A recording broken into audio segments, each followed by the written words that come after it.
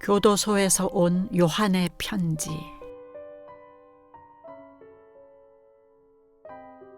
사랑하는 어머니, 지난주에도 어머니를 뵙고 너무도 기쁘고 감사했습니다. 먼 길 마다하지 않으시고 매달 찾아오셔서 저에게 많은 사랑과 기쁨을 한아름 안겨주시고 무엇보다 귀한 말씀을 전해주실 때는 어찌나 많은 은혜가 되던지요. 어머니가 오시기 일주일 전부터는 항상 설레고 어머니를 기다리게 됩니다. 과연 어머니께서 이번에는 어떠한 말씀으로 저를 놀라게 하시고 기쁘게 하실지, 또 제가 놓치는 것은 없는지, 항상 어머니가 오시면 제 자신을 점검하고 잘못된 부분이 있다면 고치려고 노력을 합니다. 어머니께서 말씀하실 때 한 번씩 제 자신이 뜨끔할 때가 있어요. 저 말씀은 분명 내 상황과 비슷한데 라고 여길 때는 너무 공감이 가서 제 자신이 부끄럽고 또 어찌나 민망하던지요. 어머니의 말씀을 듣고 당연히 여겼던 부분을 고쳐 지금은 부끄럽지 않게 행동을 하고 있고 또 그렇게 고쳐나가는 것도 많이 있답니다. 어머니가 오시면 항상 제 자신을 점검해 봐요. 이제 1년 동안 성경을 사독 마치고 오독으로 들어가면서 성경을 통해서도 자신을 점검해 보는데 그 말씀을 순종하는 데 있어서 어머니의 말씀으로 다시 제 자신을 보게 됩니다. 제가 만들어 놓은 거울을 보면 항상 제 자신이 괜찮게 보이는데 하나님 말씀을 거울 삼고 또한 어머니를 거울 삼고 제 자신을 비교해 보면 며칠 씻지 않고 막 잠에서 깨어나 부스스한 그런 모습의 저를 볼 수가 있었습니다. 어머니를 거울 삼아 제 자신을 비추어 보았을 때의 모습이 이러할진데 하늘아버지를 거울 삼아 제 자신을 비추어 보았을 때의 모습은 그저 말이 안 나옵니다. 어쩌면 사람들은 자기 자신의 본 모습을 보는 게 두려워 하나님 앞에 서려고 하지 않는 것 같습니다. 자신이 가지고 있는 그 자신의 거울은 그를 완전한 모습으로 비추어 줄 뿐만 아니라 때로는 만족과 기쁨을 주기도 하고 좀 더 우월한 무언가가 된 것처럼 착각하게 꾸며주기도 하지요. 사람들은 알지요. 자신만을 비추는 그 자신의 거울이 얼마나 위험하고 헛된 것인지를 알면서도 자신의 거울에 만족하고 그날 그 착각이 주는 모습이 전부인 양 그렇게 살아가는 겁니다. 어머니, 이제는 제가 가지고 있는 거울은 제 자신을 비춰보려 할 때는 쓰지 않으려고요. 이 거울은 도무지 본 모습을 보여주려 하지 않는데 그렇다고 이 거울을 없애거나 깨뜨리지 않고 다른 사람들이 볼 수 있는 거울로 남겨두겠습니다. 어머니께서 항상 강조하시는 말씀, 마음을 지키는 것. 우선 제 자신의 거울이 아닌 진리의 거울, 하나님 말씀의 거울 앞에서 제 자신을 보고 제 자신의 모습을 깨닫는 것부터 시작이 되어야 할 것 같습니다.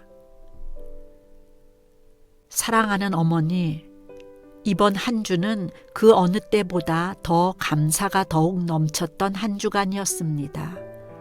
어머니를 뵈어서 더욱 기뻤고 귀한 말씀에 감사와 기쁨이 넘쳤고 또 2급으로 진급하여서 교도소에서 10여 년 만에 처음으로 외부에 전화를 걸 수 있게 되어 따뜻한 어머니의 목소리까지 들을 수 있었으니 이 어찌 감사와 기쁨이 넘치지 않았겠습니까? 이 모든 것을 가능케 하신 우리 아버지께 진심으로 감사드리며 지금의 마음을 잊지 않고 저에게 베풀어 주신 이 모든 것에 항상 감사드리며 끊임없이 노력하는 모습으로 보답할 수 있는 아들 요한이 될 수 있도록 열심을 다하겠습니다.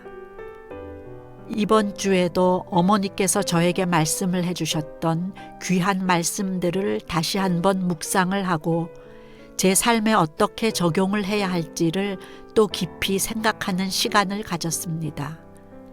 해서 다니엘서와 느헤미야서를 따로 묵상하는 시간을 가졌는데 저 혼자 묵상을 했을 때는 보이거나 들어오지 않던 내용들이 어머니의 말씀을 듣고 귀한 말씀들을 기억해 두었다가 어머니를 만나고 온 그날 저녁 묵상을 하면서 내용들을 떠올려 보니 정말 신기하게도 어머니의 말씀대로 보이는 게 있었습니다. 그동안 다니엘 하면 기도의 응답을 받은 것을 생각하고 그 방법을 배우는 데 중점을 두고 말씀을 묵상했는데 제가 정말 중요한 것을 놓친 게 있었습니다.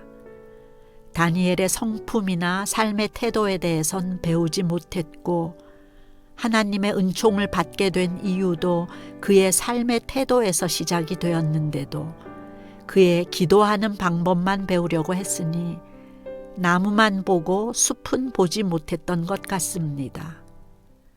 또 어머니께서 느헤미야에 대해서 말씀을 해주셨는데 그의 삶의 태도를 바라보게 되면 그가 어떻게 그런 결과를 낼 수 있었는지를 자세히 알 수가 있고 느헤미야와 같이 한다면 우리의 삶 속에서도 하나님의 영광이 나타난다는 것을 이번 묵상을 통해서 또 배우게 되었습니다. 누군가가 기도의 응답을 잘 받는다고 하면 분명 그의 기도하는 방법은 우리가 꼭 배워야 할 것입니다.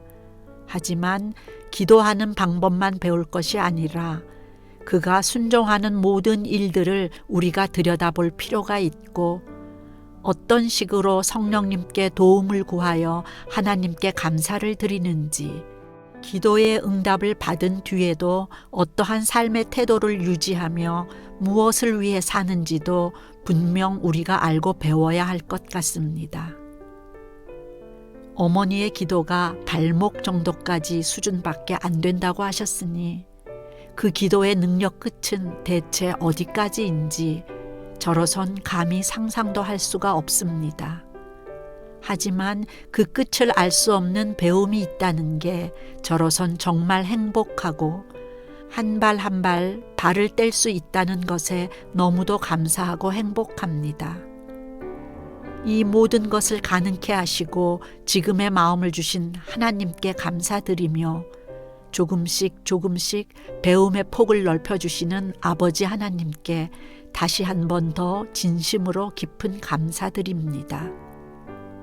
어머니, 금식은 이곳의 규정상 이유 없이 급식을 거부할 수 없고 또 오랫동안 할 수는 없습니다. 하지만 한두 끼 또는 필요할 때 하루 정도는 할 수 있으니 걱정 안 하셔도 됩니다. 어머니의 아들 요한, 오늘도 어머니께 귀한 가르침을 받고 하나님께 기쁘게 감사드렸습니다. 언제나 사랑을 넘치게 채워주시는 어머니께 감사드립니다. 어머니 많이 많이 사랑합니다. 사랑하는 아들 요한 올림.